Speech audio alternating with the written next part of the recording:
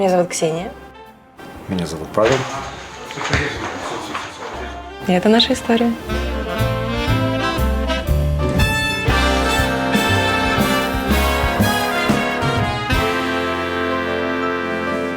Я родился в Волгограде. Но там прожил год. Потом родители, как молодые специалисты, получили квартиру в городе Отрадный. А потом в 10 лет родители переехали к брату в Казахстан, в Караганду, шахтерский город. И из Караганды, так как мне там было тесно, я поехал в Москву. Я родилась и выросла в Москве. И у меня не такая широкая география, как у Павла. Я всю жизнь там прожила. В простой московской семье, в простой средней школе, в юридическом вузе. Я работала сначала в министерстве, потом друг меня перетащил на телевидение. Там 5 лет, здесь 5 лет. Мне позвонили мои друзья, швейцарцы, тележурналисты, и предложили поехать на съемки фильма. Так я оказался в Чечне. Так как я вырос с чеченцами в Казахстане, я знал их обычаи, то есть если бы у меня этого не было, я бы в Чечне погиб и в первый, и во второй раз. А с Басаевым познакомил его друг, бывший журналист. У меня возникал вопрос, почему я, приехав, практически с улицы, мог встретиться с Басаевым, при желании мог его убить, а ФСБ этого не может. Я переехал в Штаты в ноябре 98 года, и здесь было совсем по-другому, чем в России 90-х этих бешеных. Страна была похожа на огромный лайнер, у которого спившийся капитан. Рвались связи, бандитизм на улицах. Выстрелы в Москве были не один раз в год, как в советское время, а несколько раз в день, автоматные очереди, отсутствие еды. Для всех людей дикие годы были. Когда я решил, что я еду в Нью-Йорк, я сделал себе 3 цели. Первая цель была, чтобы мои фотографии нравились мне самому, потому что я работал со всеми журналами, публиковался по всему миру. Но мне самому мои фотографии не нравились. А вторая цель была поставлена, чтобы мои фотографии нравились моим кумирам в искусстве. И третья – работать в Кондэ Наст, потому что в Кондэ Наст работали фотографы, которых я очень любил. Там Авидон, Лейбовиц. И в принципе я всех этих целей достиг за 7 лет неожиданно, потому что в то время мне и моим даже друзьям они казались абсолютно несбыточными. Какой-то человек с плохим английским из Москвы прилетает в Нью-Йорк и собирается работать в Кондэ Наст, ха-ха-ха, давай, попробуй. Я попробовал, у меня получилось, мне нравится это. Я выбрал Нью-Йорк из-за того, что это соревнования, и как бы все знают, что если ты выжил в Нью-Йорке, ты можешь выжить где угодно, на Марсе, без воздуха и без скафандра. И поэтому я выбрал, потому что мне нужно было ломать себя, мне нужно было начинать новую жизнь, начинать с нуля, и поэтому я оказался здесь. Я переехала 1,5 года назад и не планировала никогда жить в Америке. Моя коллега попросила меня сделать визу, чтобы мы вместе съездили. Я увидела какие-то очень дешевые билеты в Нью-Йорк. У меня была виза, я подумала, мне надо ее просто обкатать. И я купила в пятницу билеты, в субботу я уже была в Нью-Йорке.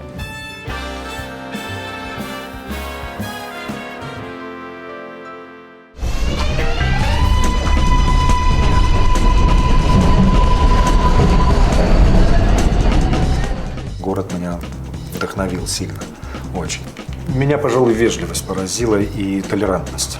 То есть для меня это было странно. Я иду весь такой балки, у меня рюкзак всегда, там какой-то штатив торчит, зонтик из этого, и я задеваю людей. И обычно ты в России получаешь в ответ что-то такое очень жесткое. А здесь ты задел человека, и вдруг он говорит «извините». И это так неожиданно было.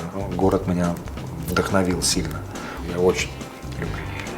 Боюсь, люблю, ненавижу. Вот прям ощущение на физическом уровне от Нью-Йорка. Я шла по центру, и это было как в пуховом одеяле. Было очень комфортно, уютно. И для меня это было очень неожиданно. Я ожидала нечто другого. Мне очень нравится Дамба, потому что я в Дамбо работал, и я помню этот район, когда он был еще таким очень опасным. Горел один фонарь и стоял один театр. Вот именно в этом одном театре я и работал как хаус-фотограф, то есть фотограф театра. Для меня это близко, потому что я в Москве работал театральным фотографом у Анатолия Васильева. И это была для меня такая отдушина, потому что вдруг я увидел, что ты здесь работаешь, а денег хватает вообще впритык. То есть получается, что ты кормишь только хозяина квартиры, даешь налог государству, и все. И получается, что как дойная корова тебя доют, вот, кормят, чтобы потом подоить. И это было тяжело. Когда я нашел театр, и когда я нашел людей искусства, мне стало намного легче жить. Мне нравится, может быть, Чайна-таун.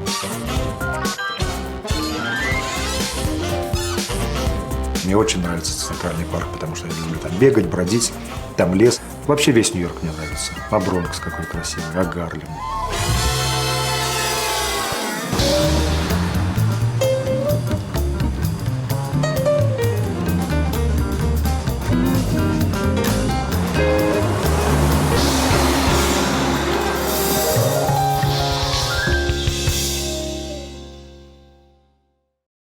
Я люблю район Вест-4, Бликер-стрит. Я люблю маленькие улочки, уютные. Вроде кажется, что это Манхэттен, центр города, но при этом там нет людей.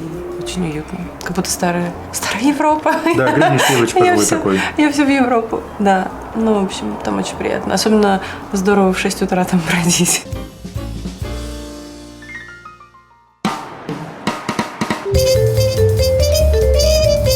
Очень нравятся набережные реки. Очень нравится тоже. Да.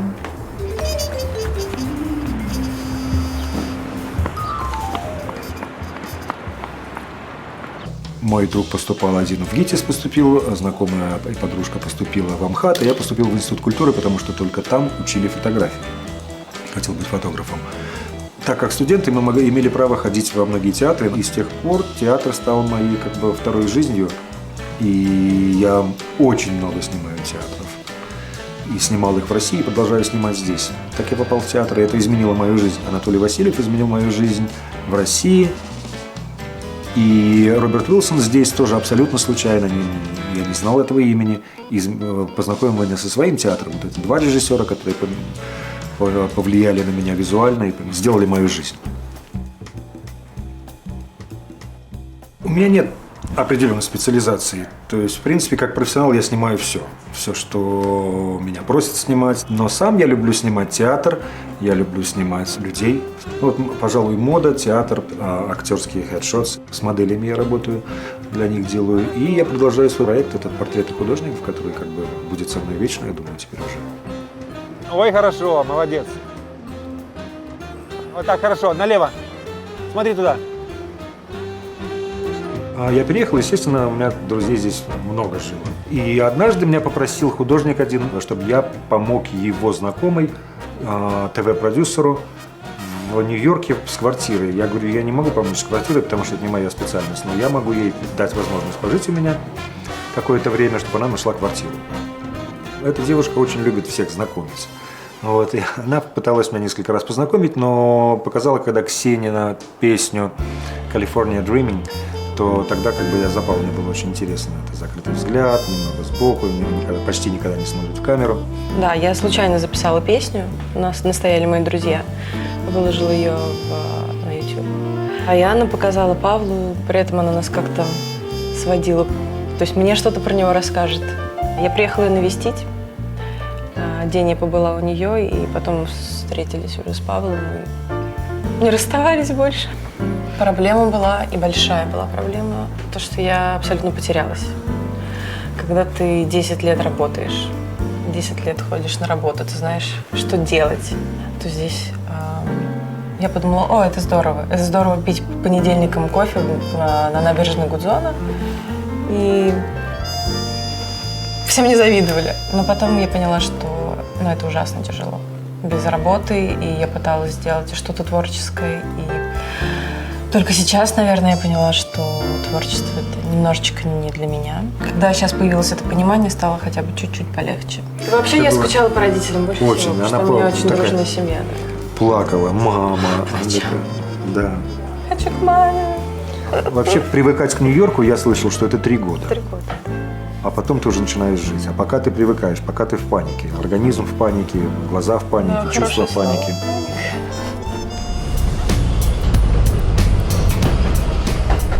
Я люблю передвигаться в метро.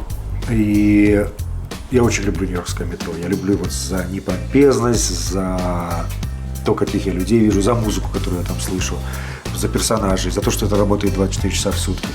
Вот. Но очень долгое время я любил передвигаться на роликах. Ксюня, Я поеду кататься. Посмотрю свет. Окей? Я очень долго не мог понять, почему люди вообще ходят, если можно, ты ногой махнул, и ты пролетаешь 2 блока. Вот это по усилиям меньше, это приятнее намного, это быстрее. И я довел себя до того, одно время до того состояния, что ролики это были ну, как вот продолжение моего тела. Я на них был 8-12 часов. Я их снимал только когда меня полиция заставляла или мне в магазин нужно зайти, я их тогда снимал.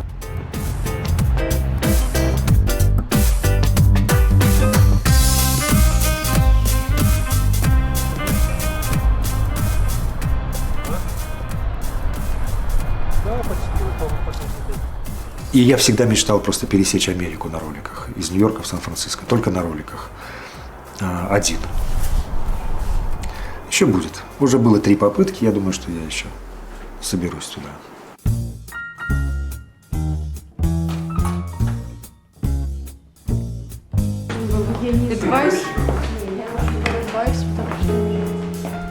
Ты тогда далеко не уходи. Сейчас 2 руками, широко, фон низко к полу. И вот это просто не положишь. Я помогала как стилист на съемках.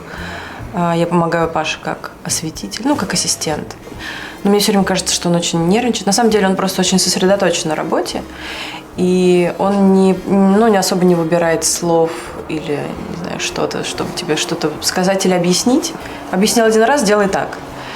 И когда тебе так говорят достаточно четко, и это твой муж, первая реакция была такая, ну, типа, ну почему так жестко? And turn, yes, good. Good, no, good, good, good. Back. Yeah, that's good. С моделями я работаю вывести из их стандартного состояния, когда есть набор стандартных поз, стандартных поворотов, когда голова сюда, это сюда, когда здесь подхватил, и как бы из этого выбить что-то новое. И для этого я могу рассказать глупый анекдот, я могу рассказать капризный анекдот, чтобы вызвать просто реакцию, чтобы модель на меня посмотрела как-то странно. Вот, или чтобы она меня взволнована, заплакать, пусть плачет. Главное чувство, чтобы это не было просто поза. Вот, а чувства не показанные, а прожитые.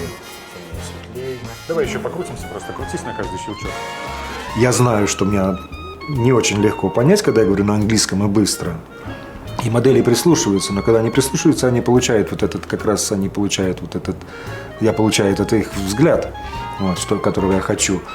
Или, допустим, если они злятся, что они не могут понять, я опять-таки получаю какую-то эмоцию, потому что для меня фотография – это какой-то сгусток эмоций, сгусток энергии, а не просто красивый свет. Свет и эмоция – это вот как бы для меня самое главное в фотографии. Ну-ка, вернись. Ксюня сейчас вот учится на мейкап-артиста. И опять-таки не потому, что это была мечта, а потому что нам подарили эти как бы курсы. Первый урок у меня был очень странный. Мне все. Я уронила все, что можно было уронить. Я пришла, и это вообще не моя абсолютно тема. То есть я никогда не держала в руках никакие кисточки и никогда особо не делала себе никакой мейкап. Ну, наверное, просто потому, что я не умела, не знала, и для меня это было страшно. Но меня удивило то, что с первого раза у меня получилось, мне понравился результат, и это воодушевило, конечно, немного. И уже сейчас 4-я неделя, и, ну, нас учат, конечно, делать что-то и яркое, и там фэшн, и для индийской свадьбы, и еще что-то. Когда ко мне приходят модели, у меня все такое очень нежное, пастельное, и я себе не позволяю делать ничего такого. Супер. Но все равно очень сложно. Меня зовут Софья. Я переехала в Нью-Йорк 8 месяцев назад. Начала сначала в актерском бизнесе и теперь подрабатываю моделью. Мы с Павлом познакомились у наших общих знакомых Писара семьи на ужине. Как-то разговорились. Если честно, я поняла сразу, что человек очень дружелюбный, добрый. В наше время это очень редко, особенно в этом бизнесе. И в этом городе здесь столько людей, столько всего. Проект мы решили сделать, потому что Павел делает серию портретов. Паша работал очень долгое время на Кондэ Наст и фэшн-фотографом был. Мы решили добавить такой еще, как сказать, лукбук, можно сказать, для нью-йоркского дизайнера. И вместе с портретами решили все это скомпоновать. Я бы ноги как-то по-другому чуть-чуть положил. Ну так, в принципе, давай попробуем. Что мы В Нью-Йорке мне нужно было сделать новое портфолио. Можно было с модой пройти, но съемка моды у меня была более-менее неплохая. Я уже публиковался в то время Мари Клер, Эль, Playboy, что угодно. И я решил, что пусть фотография меня познакомит с теми людьми, которыми я зачитывался в Советском Союзе. И начал снимать, в то время было русских мало, я начал снимать Эрс Неизвестный, Комара Меламид, Михаил Барышников, Юза Лешковский. И вот художники того поколения, легендарные личности, философы в искусстве. Начал снимать их, и это мне помогло, в принципе, найти работу и в Кондэ Наст, ни девчонки, ни мода, ничего. Именно портреты художников. В принципе, вот что бы я ни снимал, я все равно снимаю художников. Даже вот если я снимаю простых людей, оказывается, что он или поет, или там где-то подтанцовывает. Вот. Я хотел бы показать эту выставку, ну, как диалог моей фотографии, моего видения этого художника. Это может быть одно произведение. Допустим, на Эрста Неизвестного я бы хотел просто большую черную комнату, чтобы была одна светящаяся щель, как дверь, щель в стене, большая, высокая, чтобы из этой щели шел направленный свет только на мой портрет, и чтобы на высоком постаменте стояла эта маленькая фигура, стояла где-нибудь высоко, и чтобы была освещена только она. Вот только вот этот самый верх. И на такой длинной-длинной ножке. Это для одного, для другого художника по-другому. Где-то комната, в которой, допустим, Вадик Фишкин работает с водой и с микрофонами. Мне бы очень хотелось, чтобы просто капала вода, отражение падало на стены, была фотография Вадика Фишкина. Вот. И эти капли воды, они были бы все подзвучены, потому что их можно даже сделать в разной тональности. У него была интересная очень издалека долго выкапывалась и выслушивалась с эхо, так как я звукооператор, у меня хорошие друзья звукооператоры.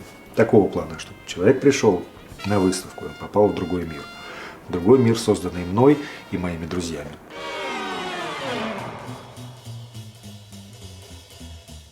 Burning Man неожиданно стал таким моей как бы визитной карточкой уже несколько лет. Меня Слава Полунин притащил на этот фестиваль. Я не мог, я очень долго отказывался ехать, потому что для меня пляж, на котором нет воды, ну как бы это странно очень, прожить 2 недели без воды. Я очень люблю воду, очень люблю океан, очень люблю реки, озера. Вот. И я приехал туда, я не мог начать снимать, уговорил меня Слава. Я не мог начать снимать, потому что я боялся, что это получится туристическая фотография. Как бы они такие стоят, красивые, а вокруг там кто-то, а кто-то здесь еще голый. Это было мне неинтересно. И я 3 дня ходил с аппаратом, но не снимал. Вот. И я почувствовал пустыню, я начал снимать. Я начал снимать так, что через 2 дня съемки я уже хотел уезжать, потому что я боялся, что эти снимки никто не увидит.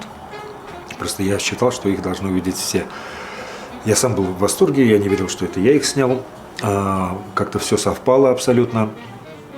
И этот проект как бы зазвучал. И люди, которые были со мной на этом проекте, они говорят, мы не понимаем, мы были на одном с тобой проекте, но то, что ты показываешь, мы не видели. Любая фотография, у меня к ней есть как бы история, потому что это попытка найти контакт, это неумение найти контакт. Вся история, допустим, с Изабель Юпер, я думаю, что мы сейчас в кулачном бою сойдемся вообще, потому что она ругалась на меня матом, она топала ногами. В то время, когда меня вообще даже не было в зале, я стоял на улице и курил. Вот. И когда я напрягся, мне ее бойфренд потом сказал, она накручивала себя для роли, потому что пришла на сет маленькая такая серенькая мышка, такая невзрачная, сельская учительница, это какие-то куделечки такие жалкие. И вдруг она бах, выходит на сцену, и она Грета Гарбо. И просто она Грета Гарбо. Но для этого она себя накачала, покричав на меня матом. Или Жюльет Бинош было интересно, когда она пришла на сет, я снимал для Vanity Fair, с ней должен был работать Роберт Уилсон, но в результате она, по-моему, 6 или 8 часов просто сидела на сете, а Боб репетировал с 2 нашими знакомыми, которые просто зашли сказать «привет». И когда в конце Жюльет Бинош спросила, что должна делать я, он говорит, да просто сидеть и улыбаться. Она спрашивает его, вы знаете вообще, что вы делаете? Он говорит, нет. Потому что если бы я знал, я бы не делал, это было бы неинтересно мне. И вот она сидела и улыбалась. А в конце съемки, я очень люблю Жюльет Бинош, В конце съемки она сказала: ну что, надеюсь, вас всех увидеть в следующей жизни. И все такое прощание было. А потом проходила мимо меня, поймала мою голову локтем, взяла меня и поцеловала. И это было красиво. Однажды меня хворостовский Дима, который я снимал лет 15, он меня попросил рассказать историю создания определенной фотографии. И я частенько со своими клиентами не говорю на серьезные темы, это как бы small talk о погоде, об одежде, о чем угодно, но не задевать такие глубинные, не напрягать людей. А тут я начал рассказывать и потихоньку втянулся, и я так смотрю, я закончил, а они так на меня смотрят широко открытыми глазами. Я говорю: ну опять я рассказал слишком много. И Дима говорит: я издам, если ты это напишешь, я это издам. И так возникла идея делать фотографии и истории. Потому что, опять-таки, для меня фотография – это просто мой компас такой, это мой как бы третий глаз, путеводитель. Я ко всему пришел через объектив. Ко всем своим знаниям, большинству. Вот, к знанию театра, к знанию живописи, к знанию людей. Через объектив. Он меня как бы так вот ведет. Как я познакомился с Писаро? Писаро делал книжку «Странное искусство» называется. Это новые виды искусства.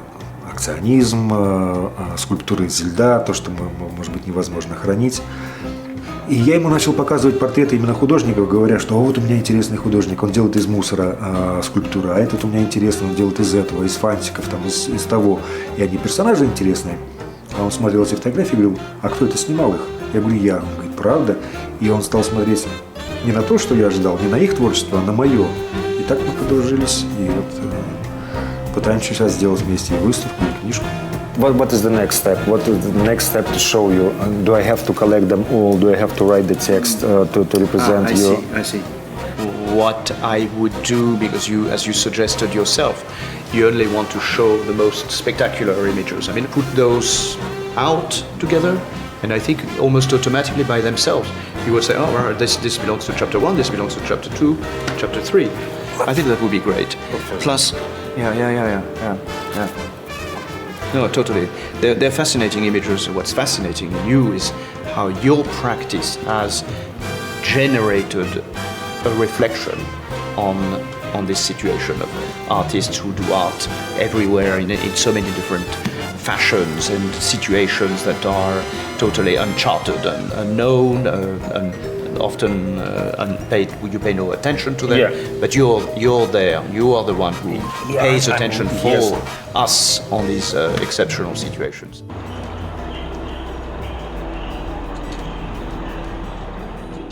Планы нелегкие, они выстроились только сейчас. Они достаточно амбициозны. Наш адвокат подсказал мне путь, возможный для юристов здесь, это подтвердить диплом. И вот основной самый план, на который будут все силы направлены, это поступление в хороший вуз. Да. А для души я бы хотел, чтобы она пела, потому что у нас есть педагог, у нас есть все для того, чтобы она пела. Что про твои планы? Я хочу продолжать снимать художников, хочу книжку сделать с Писаро и хочу сделать выставку, но не просто фотографии на стенах, так как я 30 лет проработал с двумя великими режиссерами театральными. И я учился в театральном вузе, и как бы с театром много связано. Я хочу сделать, чтобы с фотографией, с другими, с инсталляциями сделать абсолютно... Вот человек приходит в помещение, и все меняется. Никто не будет ожидать то, что он увидит на моей выставке. Это будет каждый день сюрприз. Даже для тех, кто приходит второй раз. Вот это я хочу сделать.